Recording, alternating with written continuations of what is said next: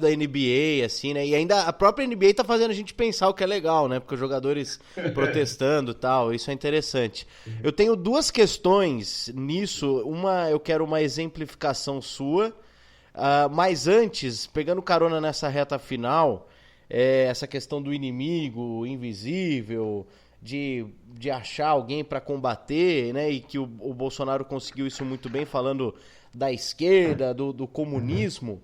E aí, o que me parece que agora faz muito sentido isso, no momento em que as próprias pessoas que já se voltaram contra o Bolsonaro, nos últimos dias começaram a discutir o fantasma do comunismo do negócio do Stalin lá, que o Jones Manuel, né, esse jovem youtuber aí que tá dando o que falar, virou o guru do Caetano e tal.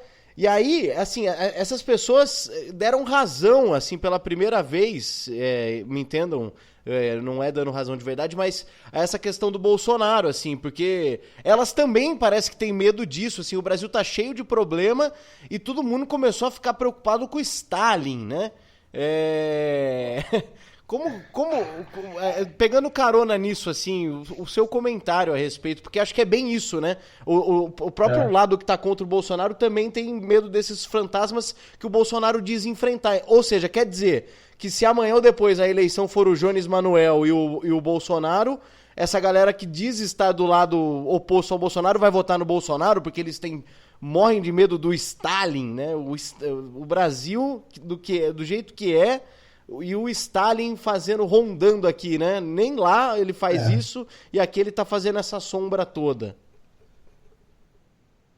Pois é, a estratégia, eu repito, né, é essa coisa do inimigo imaginário, né? Então, se ora ele tem uma roupagem, você muda para outra. O importante é você manter sempre o discurso, ó, Foro de São Paulo, mantém, isso é importante, que pegou. Foro de São Paulo. Então, você perceber isso forte. Comunismo, que obviamente comunismo significa o que aconteceu efetivamente numa perspectiva radical, e portanto comunismo é isso, é Stalin, é uma dimensão, e aí você tem que considerar isso. Então você tem que combater esse mal que está colocado na sociedade, e ele vai ter roupagens e aparições diferentes. O que eu percebo de interessante nesse debate, Paulo, é que as roupagens vão mudando, mas no fundo as personagens são as mesmas, né? E você consegue conduzir um tipo de discurso porque a narrativa pegou, né? Então você pode mudar um pouco. Ora, quem vai ser o esquerdista da vez? Quem vai ser enfim, o vermelho da vez? Que os vermelhos devem ser, o termo que ele usou uma vez foi, não sei se eliminado. Vamos eliminar os... Não sei se foi eliminado, é outro termo, né? Os vermelhos do Acre. Não sei se vocês se lembram dessa expressão que foi dita, né? Fuzilar Então, petralhada, né? Fuzilar petralhada, ele falou, né? Isso, esse termo, você foi preciso. Agora, eu estava fazendo uma paráfrase, você fez uma citação corretíssima. Vamos fuzilar a petralhada do Acre. E aí as pessoas aplaudindo. Vamos fuzilar a petralhada do Acre. As pessoas no Acre aplaudindo que vai fuzilar o amigo, porque ela está cheia de petralhada. Lá foi um estado governado, sei lá por quantos anos, pelo PT. Por muitos anos, os dois irmãos que revezavam, ora um, ora outro, um é senador, depois o outro governador, não me lembro o nome deles, enfim. Então, esse discurso, ele funciona e tem funcionado, e ele vai ganhando novas roupagens. O que eu observo também é que aquele guru astrólogo, ele é um estrategista também, porque ele conseguiu construir nessa esfera desse discurso do medo uma série de ingredientes que estão funcionando, inclusive entre intelectuais brasileiros. Intelectuais entre aspas, né? Vamos colocar aspas, mas pessoas com formação universitária. Há pessoas com formação universitária defendendo alguns aspectos que vêm dessa truculência, eu diria assim, astrológica, né? Para usar um termo assim bem tranquilo, com o velhinho lá que está sempre um pouco fora da esfera racional. Mas ele usa uma estratégia muito efetiva, xingar o tempo todo, inclusive os próprios alunos. Você virou esquerdista aqui agora? E xinga. Eu fiz questão de assistir algumas aulas para entender do que se tratava, né? Então, Eu tenho um colega médico que era fã e ficou me falando várias coisas, e aí ele me disse, não, aqui ele pegou e me deu um pendrive com várias aulas. Eu fui assistir algumas aulas, eu fiquei impressionado. O sujeito xingando e desqualificando os seus próprios alunos. Os alunos faziam perguntas lá no chat, ele lendo e desqualificando todos. É uma estrutura militar religiosa. Mesma coisa. Desqualificação, né? Você desqualifica, humilha, e o humilhado fica ali. Por quê? Porque ele tem o guru. O guru é aquele que sabe. Então, se eu estou diante de alguém que sabe, eu tenho que me curvar diante dele. E essa tipo de... essa a estratégia que parece que tem funcionado e funcionado bem. E vai só mudar a roupagem, vai continuar funcionando. Eles têm até uma frase, né? Aquela Olavo tem razão. Eles sempre comentam isso nos comentários. Uma coisa bem doutrinadora, né? Sempre Olavo tem razão, ponto. Ele falou isso. Tanto que o Collor... essa guerra contra o comunismo não é nova, a gente sabe disso, né? Na ditadura militar isso teve a sua presença. O Collor também fez um mesmo discurso, que era contra o comunismo. E isso também colou. O ponto fundamental que eu fico me perguntando é o seguinte, quando alguém diz assim, a gente tem que tomar cuidado para o comunismo não voltar. Espera, como é que alguma coisa que não esteve vai voltar? Só pode voltar o que esteve. Nós não tivemos comunismo no Brasil. Então, não tem como voltar. Você pode dizer que podemos tomar cuidado para não se estabelecer. A gente conversa. Agora, voltar? Como é que volta o que não veio? Então, esse verbo está errado. Vamos ajustar. Enfim, então tem uma série de equívocos, assim. Mas o que eu repito, na mesma perspectiva de criação de fantasminhas camaradas, e o ponto que funciona é esse. Do ponto de vista da esquerda, por ocasião de uma das eleições do Lula, também essa estratégia foi usada, fazendo aqui me lembrando da esfera da privatização. O fenômeno da privatização era o fantasminha de uma das candidaturas, não me lembro se de 2002, acho que foi 2002. Era uma luta constante contra a privatização. E deu certo. Porque, de fato, a privatização era alguma coisa assim, a gente pensando nas nossas grandes empresas e no lucro, não fazia muito sentido e tal, e aquilo colou.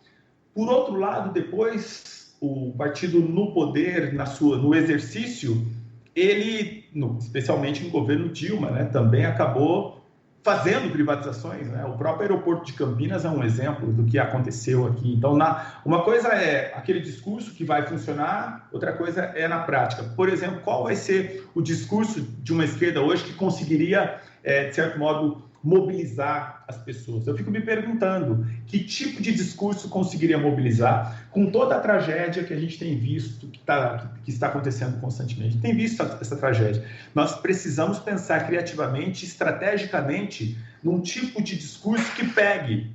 E real, não é uma coisa assim fantasiosa. Então, é insuficiente falar assim que vai ter golpe. Por que eu digo que é insuficiente?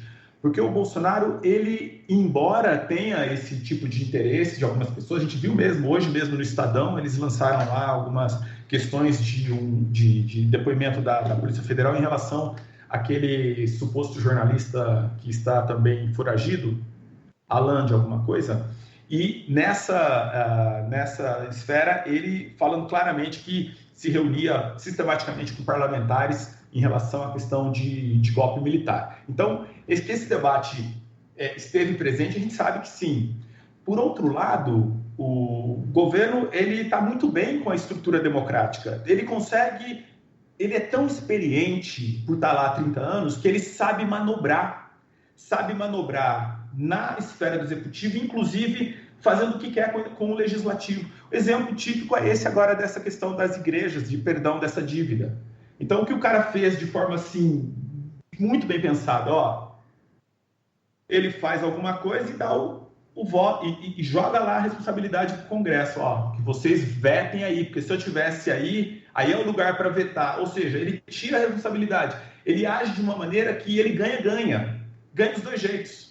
Então, é um estrategista do ponto de vista da estrutura que nós temos, a nossa estrutura democrática. Ele não vai querer abrir mão disso, porque ele conseguiu entrar dessa maneira. Então, embora ele tenha as truculências, ele fica sempre numa linha mais ou menos tênue. Claro que já cometeu inúmeros crimes, indiscutivelmente, Mas do ponto de vista político, ele fica na linha tênue de...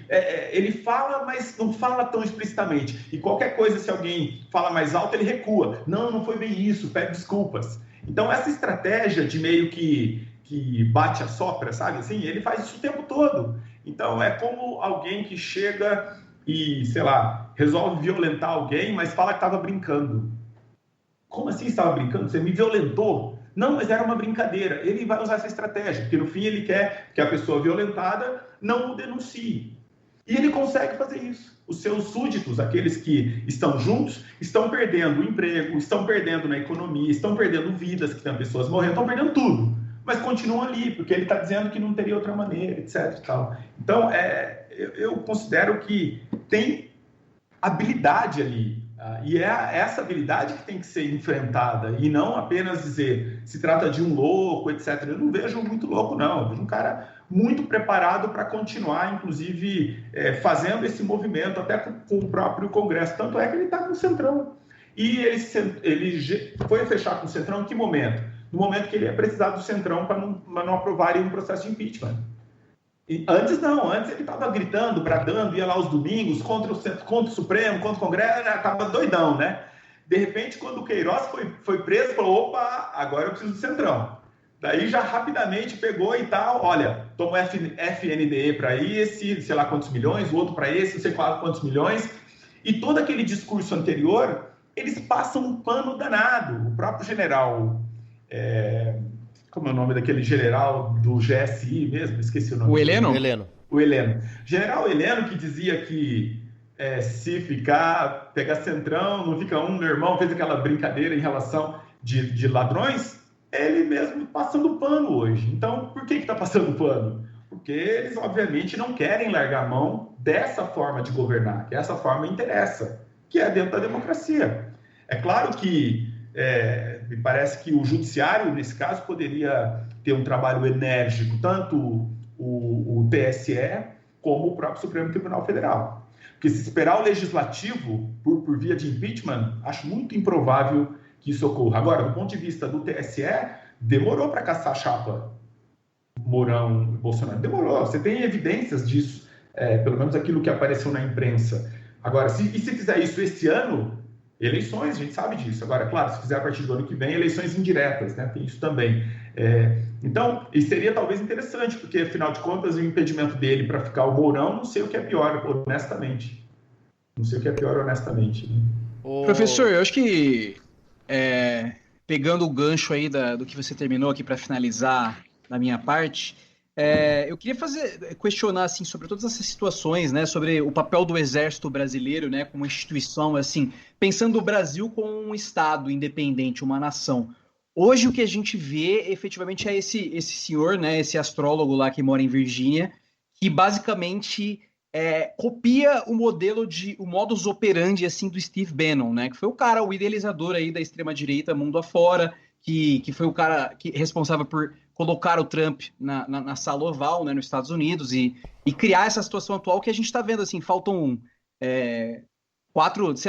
40 dias para chegar à eleição americana praticamente, e a gente não sabe o que vai acontecer, o Trump já falou que talvez ele não respeite o resultado das eleições e os números parece que ele está perdendo, a gente está com uma situação, assim, realmente confusa, assim, na geopolítica desse início de década, assim. E me parece que aqui no Brasil a discussão, até no meio intelectual, eu não sei, eu não participo, né? Eu não sou do meio acadêmico, eu sou só uma pessoa curiosa aqui, que gosta de ler sobre as coisas, gosta de me informar, e, enfim, gosto de tentar entender as verdades do mundo. Eu não vejo o Brasil se preocupando com essa influência que a extrema-direita americana está tendo no Brasil nesse momento, assim. Porque não existe um aspecto positivo para o Brasil, o governo Bolsonaro. Não existe um índice positivo, não existe nada que justifique uma base americana sem nenhuma contrapartida no nosso território nacional, um exército subserviente ao que está sendo feito no Pantanal, na Amazônia, enfim, condições estratégicas internacionais que parece que estão sendo feitas só para atender efetivamente ao que o governo Trump é, né? E parece que aqui dentro do Brasil a discussão não está sendo vista nesse nível, da ameaça que representa um governo subserviente, né? Essa noção que, se você parar para pensar, você não tem mais o Brasil como um país independente. A gente está dentro de uma esfera política de um outro poder mais hegemônico.